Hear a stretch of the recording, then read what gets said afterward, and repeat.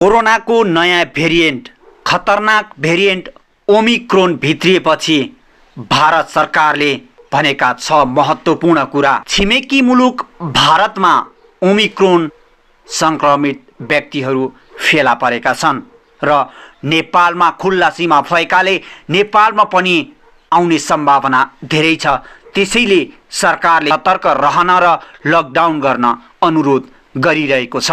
Omicron भेरिएन्टबाट कसरी बच्ने र यसका विषयमा महत्त्वपूर्ण कुराहरू हामीले आज प्रस्तुत गर्नेछौँ। कोरोना भाइरसको पछिल्लो खतरनाक भेरिएन्ट ओमिक्रोन छिमेकी मुलुक भारतमा पनि देखिएको छ।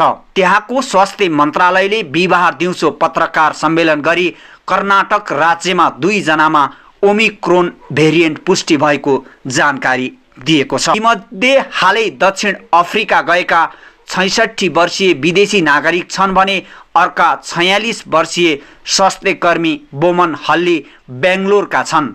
दुवैको रिपोर्ट पोजिटिभ आएपछि जिनोम सिक्वेन्सिङका लागि नमुना पठाइएको छ। यस क्रममा ओमिक्रोन भेरिएन्ट पुष्टि भएको हो। उनीहरूको सम्पर्कमा आएका डाक्टरसहित अन्य 6 जनाको पनि नमुना पोजिटिभ देखिएपछि जिनोम सिक्वेन्सिङका लागि पठाइएको छ। यसपछि भारत सरकारले यस विषयमा 6 महत्त्वपूर्ण कुरा भनेको छ जुन हाम्रा लागि पनि उपयोग हुनेछ। भारतीय सञ्चार माध्यमका अनुसार भारत सरकारले भनेका यी 6 महत्त्वपूर्ण कुरा ध्यान दिएर सुन्नुहोस्। कोरोनाको नयाँ भेरिएन्ट ओमिक्रोन तीव्र गतिमा फैलिने आशंका छ।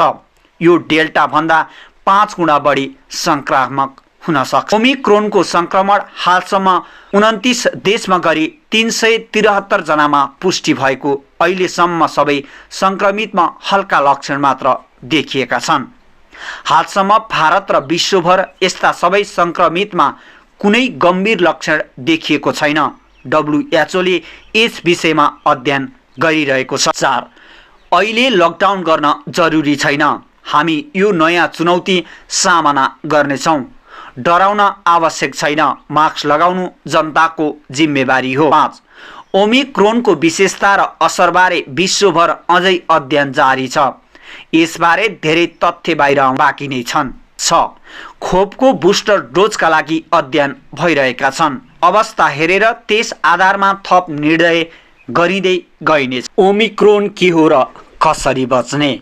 कोभिड-19 को दोस्रो लहरबाट नपाउँदै अर्को नयाँ भेरिएन्ट ओमिक्रोन B.1.1529 को त्रास बढेको छ। कोभिडको नयाँ भेरिएन्टको संक्रमणले विश्वव्यापी रूपमा चिन्ता थपेको छ।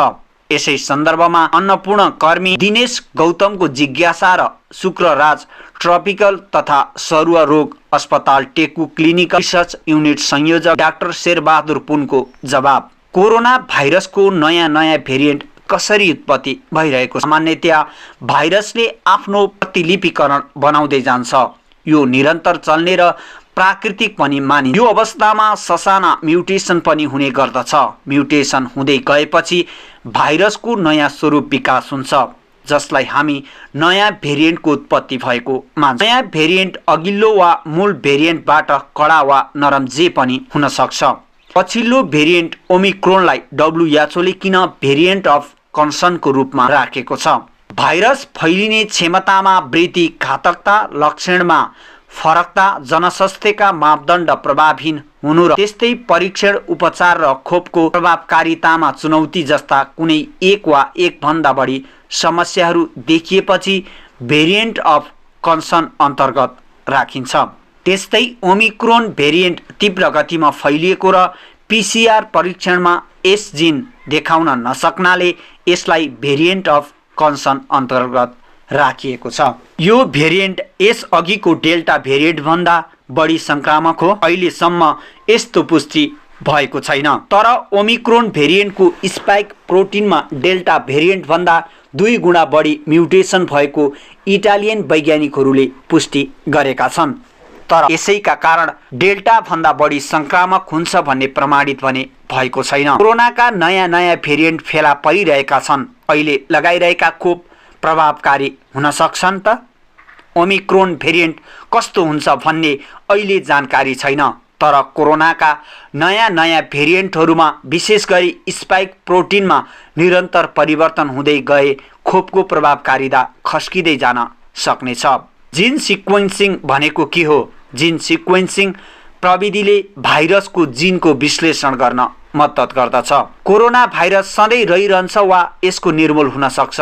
पहिलो सार्स भाइरस सन् 2003 मा देखिएको थियो। उक्त भाइरस 2004 पछि पनि खासै देखिएन। तर SARS-CoV-2 को बारेमा भने पछिसम्म देखिरहन सक्ने अनुमान वैज्ञानिकहरूले गरेका छन्। यद्यपि यकिन भने कोरोना भाइरस सँगसँगै हामीले कसरी जनजीविका सुचारू गर्न सक्छौँ? हामीले न्यू नर्मलको उपाय अपनाएर जनजीविका सुचारू गर्न सक्छौँ। न्यू नर्मल भन्नाले सामान्यतया जनस्वास्थ्यका मापदण्ड भन्ने बुझिन्छ। ओमिक्रोन नेपाल भित्रिन नदिन हाम्रो तत्कालको रणनीति के हुन पर्छ? यसलाई रोक्न विशेषतः 2 नाकामा बढी ध्यान दिनुपर्छ। पहिलो त्रिभुवन अन्तर्राष्ट्रिय विमानस्थल हो र दोस्रो नेपाल भारत सिमाना। परीक्षणलाई चुस्तता दिनुपर्छ। कसैलाई संक्रमण देखिए आइसोलेसन व्यवस्थापनमा जोड दिनुपर्छ। विगतमा देखिएका कमी कमजोरीको समीक्षा गरी सुधार गर्नुपर्छ। ओमिक्रोनले पनि धेरैलाई प्रभावित पार्न सक्ने सम्भावना कति छ? ओमिक्रोन भेरिएन्ट दक्षिण अफ्रिकामा तीव्र गतिमा फैलिएको छ। तसर्थ अघिल्लो भेरिएन्टहरू जस्तो छिटो फैलन सक्ने अनुमान गर्न सकिन्छ।